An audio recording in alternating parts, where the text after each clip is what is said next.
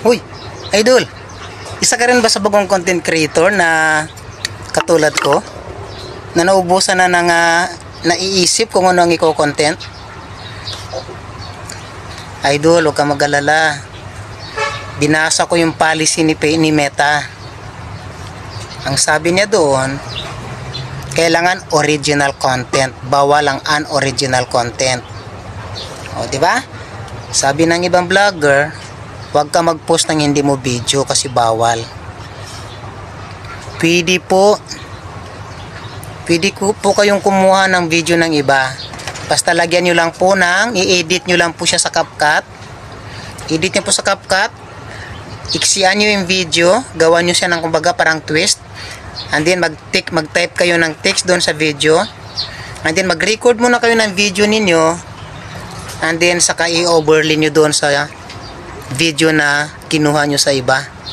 I-overlay nyo, no? Na habang nagpi-play yung video, naka-overlay kayo at nanonood kayo doon sa sa vlog or sa video na pinost ninyo. So kailangan pwede yun. Basta kailangan lang na walang music, no? Huwag kayo magmi-music. And then mag-overlay lang kayo ng video ninyo. Pwede kayo mag-voice over kayo kung ayun ipakita yung mukha ninyo. At huwag kakalimutan maglagay ng text doon sa video kung anong pangalan mo, anong gusto mong ilagay na text doon. And then mag-video ka, and then ilagay mo sa overlay doon sa video na pinapanood mo, na in-upload mo, para hindi ka makopyright. At iwasan din yung mga watermark. Kung may watermark yung video na nilagay mo dyan, idol, burahin mo muna yun. Di ka i-edit mo yung watermark, pwede mo na siya i-upload. Ganun lang kadali, idol. Yun po yung ginagawa ko.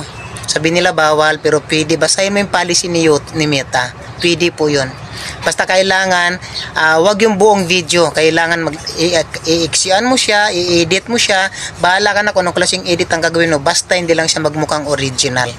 Yun lang po. Thank you. Ay, siya nga pala, don't forget to follow my Facebook account. Thank you. At siya nga pala, importante sa lahat.